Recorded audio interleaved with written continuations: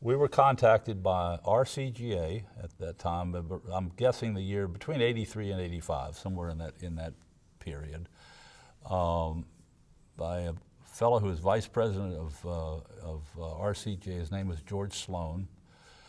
He was a retired colonel in the Army, and he had his charge. I think one of his charges from the board and the president of RCGA was to create a high-tech strategy for St. Louis. So he published a high-tech strategy for St. Louis. And it was a fairly simple little, maybe 20-page pamphlet.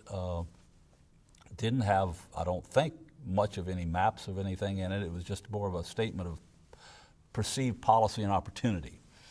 And the nut of it was that the St. Louis should create a new high-technology incubator that would try to foster the growth of new firms that would grow into bigger firms that were technology-oriented, that it would create a greenfield research park, meaning a place like the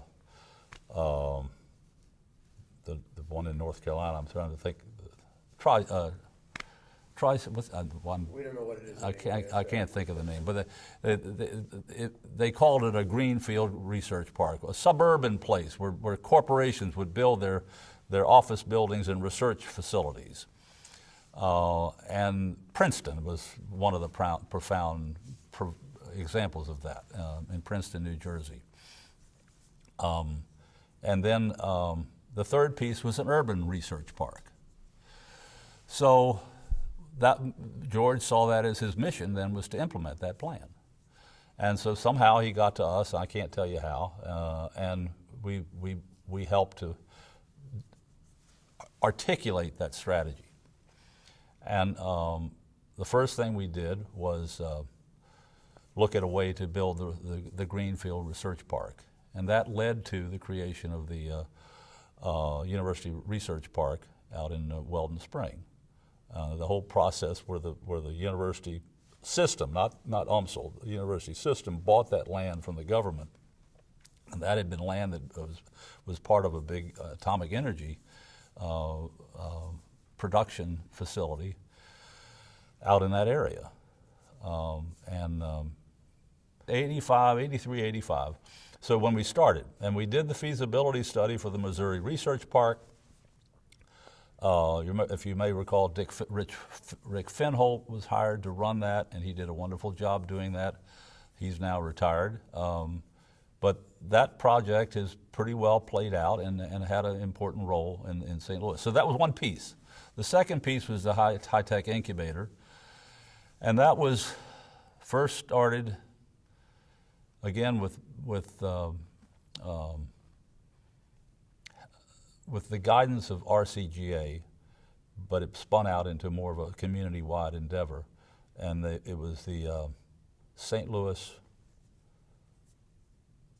I can't remember the exact name. It became CET, the Center for Emerging Technologies. It had an initial name that was different, and initial governance and leadership, and there was a board set up between the universities that ran it. And it had two different locations, as I recall, both out more of suburban locations, different executive directors, and it wasn't very successful. And we got to the early 90s, mid-90s, somewhere along, and it was recast as CET. I remember helping the city evaluate sites to locate it. And the CET was located right in the area part of what became Cortex. The northeast corner of Forest Park Boulevard and Sarah. And bought two old warehouse buildings and industrial buildings and put that thing together. So that worked. That got done.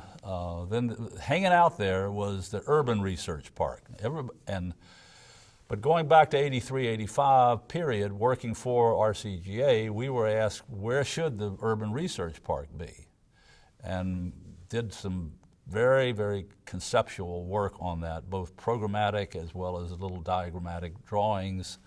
And we pinpointed that it should be right where it is today. I mean, it was essentially that specific. Even the first building that was built that they called the Cortex building. It has a big sign on it. That was built where we had suggested the first building be built. And that was almost 20 years. It was 20 years before it was built. So that, but then what happened? Going with that early work, as I mentioned, the three pieces took off in different stages over time.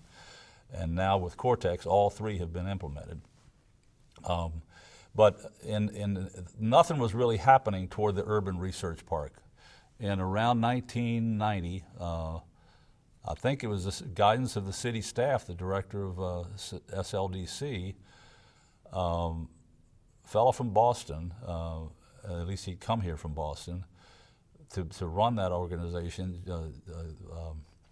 Mayor Shamel had hired him, and he learned about the whole idea of this research park, and he picked up on it. And he wanted to make it, he called it the Technopolis. That was a name that had been given to similar endeavors in Japan and other places around the world as technology city. Technopolis is what that meant. So he called it the St. Louis Technopolis, and instead of the Urban Research Park. Good, much better name. So that started forward under that. We were hired then to help prepare a master plan for that. We brought in a architect planning firm out of Philadelphia, Wallace Robertson Todd, who had worked on the Philadelphia Science Center, which is the best analog that exists, by the way, to what we were trying to accomplish with what became Cortex. It still is the best analog, by the way. And there's a lot of fingers that connect it to St. Louis today, including the people that are doing a lot of the development. So anyway, we did this in around 1990, 91, and nothing really happened. I mean, we just couldn't get anybody to take it up and find it important and interesting, and no powers that be became engaged. And it wasn't until the trip to Boston with RCGA, the leadership, they call them leadership trips, as I recall. As something Dick Fleming started, it was a wonderful thing that he did for St. Louis. It was to get St. Louisans out of St. Louis. That's simple-minded, but it's basic to me. St. Louis needed to get the blinders off and needed to go out and see other places instead of being self-satisfied about what we were doing in St. Louis. And that's why he did the trips, and they did a dozen or more of them. And that year, it was either 2000 or 2001, they went to Boston. It was after 9/11, so it was either that fall or it was the next fall. I want to tell you, everybody that needed to be there turned out to be there, I think. And they were enamored. They were just blown, their socks were knocked off for what Boston was doing. And people said, well, why can't we be doing some of this, if not all of this? And I do recall Dr. Danforth walked up to me at the closing reception, I think. It was like Monday night when we flew home on Tuesday morning, and said, Richard, you know that plan you did? And he had been briefed on this. Dr. Peck was very much involved with the creation of the Technopolis plan. So the university knew about all this and was party to it. So he said, when we get back to St. Louis, would you mind pulling those old plans out of the closet and briefing some people on it? I said, of course, doctor, I'd be delighted. And we did. And I remember that meeting. It was held in that the building that was the former, I still don't know the proper name to the building. It was the Blue Cross building, where in BJC's offices in the building. So we met there, and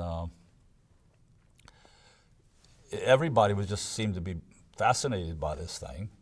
And Dr. Peck was asked one of the first questions when I finished my presentation. He said, Richard, when we all worked on this thing 6 years ago, or whatever years it was, 10 years ago, why didn't it happen? And my answer, I think, is important, was the right answer. It was that this meeting was never held. The people that needed to be engaged and needed to think about it and talk about it, including Bill Danforth, I mean, including everybody, that from the universities, from the corporations, from RCGA, from the government, from the mayor, Mayor was there. I don't know that the county executive was there. He might have been. But it was a who's who. I said, these people, you all that are here, did not meet and did not come together and think about and talk about and consider this opportunity. That's why it didn't happen.